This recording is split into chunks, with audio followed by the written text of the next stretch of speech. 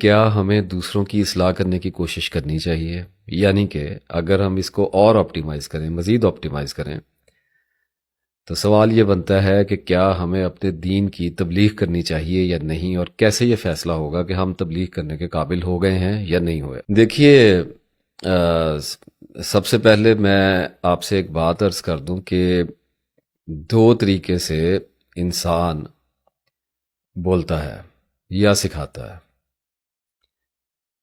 ایک تو اپنی مرضی اور اپنی منشا سے ایسا کرتا ہے، اس پہ اس کے بہت سارے مفاد چھپے ہوتے ہیں، جن میں سب سے بڑا مفاد یہ ہوتا ہے کہ مجھے جانا جائے، مجھے پہچانا جائے، اور اس کے بعد طاقت کا حصول اور شہرت کی بے لگام خواہش اس کے پس پردہ کار فرما ہوتی ہے۔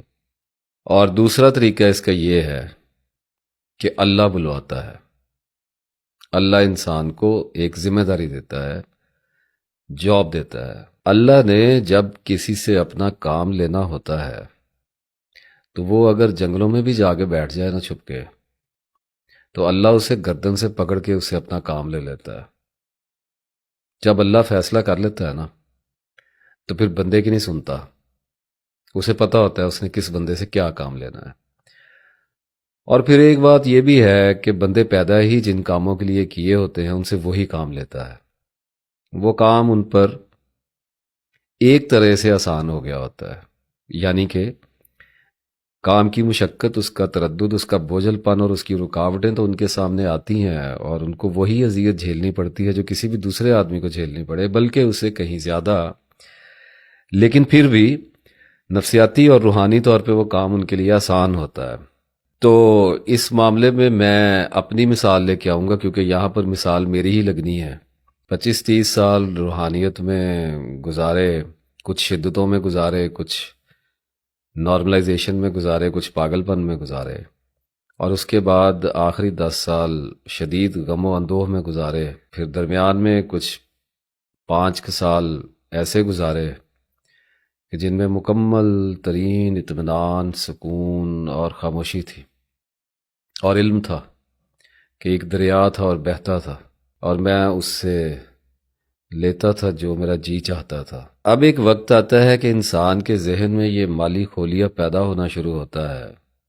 دیکھیے، جب نالج انسان کے اندر جاتا ہے تو ابلتا ہے، ایرپٹ ہوتا ہے۔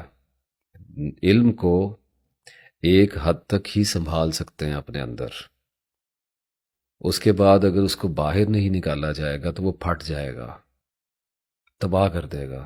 علم کو ہولڈ کرنا طویل عرصہ کسی کے بس کی بات نہیں ہے، اس کو نکلنا ہی ہوتا ہے۔ اب نکلنے کے کئی طریقے، اب جیسے میں آپ کو اپنی مثال دیتا ہوں، یہ میری مثال جہاں بھی لگاؤں گا سب پہ ہی لگے گی انشاءاللہ تعالیٰ۔ یہ جنہوں نے سوال کیا حسن محمود صاحب، ان پہ بھی لگے گی، جو دیکھ رہے ہیں ان پہ بھی کوئی وقت آئے گا ان پہ بھی لگے گی، اور جو سوچتے ہیں کہ ایسا کچھ کر لیں ان پہ بھی لگے گی۔ تو اب ایک وقت آتا ہے جب آدمی بہت سا علم حاصل کر چکتا ہے، اور اس کے دل میں یہ تمنا پیدا ہوتی ہے کہ میں کسی کے ساتھ شیئر کروں، کیونکہ کسی بھی علم کے اکتساب کے دوران ایک بہت بڑی کیفیت پیدا ہوتی ہے جس کو دریافت کہتے ہیں۔ یہ ایک واقعہ ہوتا ہے، ہر علم کی مدد سے کچھ نہ کچھ نیا دریافت ہوتا ہے۔ اور پھر دوستوں سے شیئر کرنے کی کوشش کی، تو دوست احباب جو ہوتے ہیں نا، وہ ہوتے ہیں آپ کے پرانے دوست۔ انہوں نے آپ کا جو امیج دیکھا ہوتا ہے، پہلے بھی میں ایک ویڈیو میں بیان کر چکا ہوں، وہ آپ کی جو ٹرانسفارمیشن ہے، جو ریڈیکل ٹرانسفارمیشن ہے، وہ ان کے لیے قابل قبول نہیں ہوتی، اور اگر تون و کرہن کسی نہ کسی مجبوری کی بنیاد پہ تعلق نبھانے کے لیے اگر وہ اس ٹرانسفارمیشن میں آپ کے ساتھ چلنے کو، جینے کو، وقت گزارنے کو رضامند بھی ہو جائیں، تو آپ کے خیالات اور آپ کے افکار سے متفق ہونا یا ان کو مسلسل سننا ان کے لیے بہت بڑا تردد اور بوجھ ہوتا ہے، اور اکثر لوگ تو انکار ہی کر دیا کرتے ہیں۔ گھر والے تو بالکل بھی نہیں سنتے، کچھ ہوں شاید بیوی سن لے کبھی کبھار، اور کوئی بہت قریبی دوست سن لے، لیکن اکتا جائے گا، کیونکہ وہ آپ کے ساتھ جب ملے تھے اور آپ کے ساتھ چلے تھے تو آپ کچھ اور تھے۔ چینج ہے نا انسان میں آتا ہے۔ تو اس کے بعد آپ اپنے ٹرانسفارمیشن کے پروسیس میں چلے گئے، اور آپ وہاں چلے گئے اور آپ آئسولیٹ ہو گئے، اور ایک وقت آپ نے گزارا، اور اس کے بعد آپ باہر نکلے۔ تو جب انسان باہر نکلتا ہے تو سب سے پہلے وہ امیچورٹی کے ساتھ نکلتا ہے۔ جب نالج اس کے اندر رکھا گیا اور وہ اس کو لے کر باہر آیا تو اس میں صبر کم ہوتا ہے.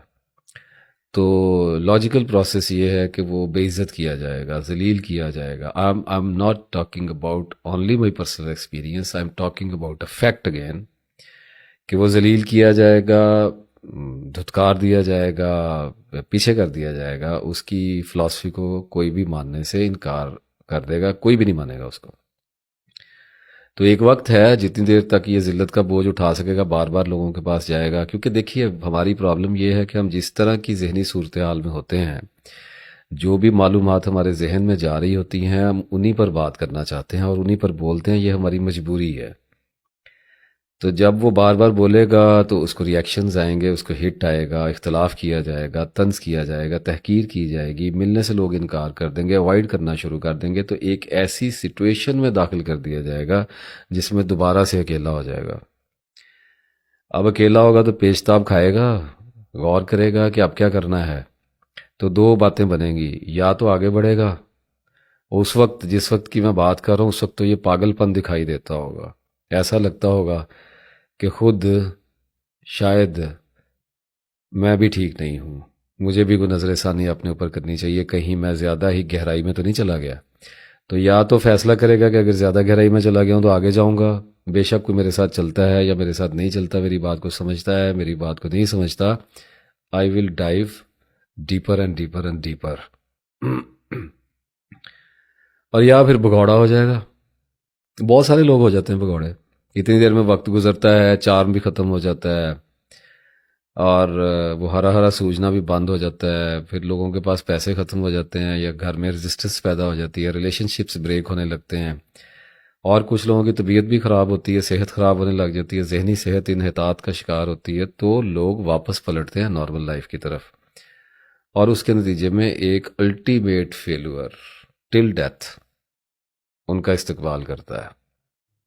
یہ کیٹیگری تو الگ ہو گئی. اب آگے وہ لوگ جو آگے بڑھتے ہیں، اس ذلت کو اٹھا کر دوبارہ تنہائیوں کی حالت میں جاتے ہیں اور پھر وہاں سے دوبارہ ابھرتے ہیں. اب ابھرتے کیسے ہیں کہ جب ذلیل ہوتے ہیں، رسوا ہوتے ہیں، انکار کر دیے جاتے ہیں، تو اس کے بعد بیلنس فائنڈ کرنے کی کوشش کرتے ہیں، لوگوں کے لیے قابل قبول ہونے کی کوشش کرتے ہیں. کیونکہ دیکھیے ہمارا پرابلم یہ ہے کہ ہم نے لوگوں کے درمیان میں رہنا ہے. I M talking to every deep spiritual seeker right now.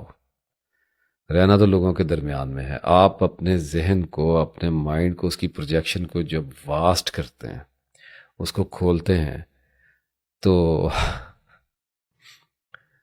میں جب علم حاصل کرنے کے پیچھے پڑا اور جب اسپرچویلٹی کے پیچھے پڑا تو دو دھوکے کھائے. پہلا دھوکہ یہ تھا کہ اسپرچویلٹی کے پیچھے پڑنے کا میرا مقصد یہ تھا کہ میں بابا بن جاؤں گا، صوفی بن جاؤں گا، ولی بن جاؤں گا. اپنے آپ سے میں اعتراف نہیں کرتا تھا، لیکن وہ سب کانشیس میں تو یہی چل رہا ہوتا ہے نا. تو اگر تو سالک سچا ہے، اگر وہ سچ کے پیچھے چل رہا ہے تو اسے پتہ لگ جاتا ہے کہ وہ کچھ بھی نہیں بن سکتا. اس میں تو پانا تو کچھ ہوتا ہی نہیں ہے، اس میں تو کھونا ہی کھونا ہے. وہ لیٹنگ گو والی فلاسفیز کی بات نہیں کر رہا. تو پھر نارملائز ہوگا. جب اپنے آپ کو نارملائز کرے گا تو اس لیے کرے گا کہ اتنی دیر میں دیکھیے ہمارے ساتھ ضروریات لگی ہوئی ہیں. کوئی بھی آدمی ساری زندگی کے لیے جوگ نہیں کاٹ سکتا، اور اگر ایسا جوگ کسی کو کاٹنا ہوگا تو اسے پہاڑوں میں جانا پڑے گا، جنگلوں میں نکلنا پڑے گا، گھر بار چھوڑنا پڑے گا. پاسبل نہیں ہے. اب مہاتما تو کوئی کوئی ہوگا نا، سارے کیسے مہاتما بن جائیں گے.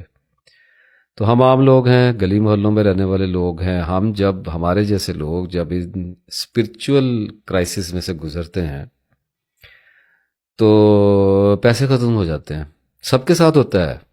میرے انداز گفتگو سے یہ نہ سمجھیے گا کہ یہ صرف میری داستان ہے، بڑے بڑوں کے ساتھ ہوتا ہے. معاشی تنگی اتنا بڑا عفریت ہے کہ یہ ممکن نہیں ہے کہ آپ روحانیت کے سفر میں نکلیں اور آپ کا اس جن سے پالا نہ پڑے. یہ پڑھنا ہی پڑھنا ہے.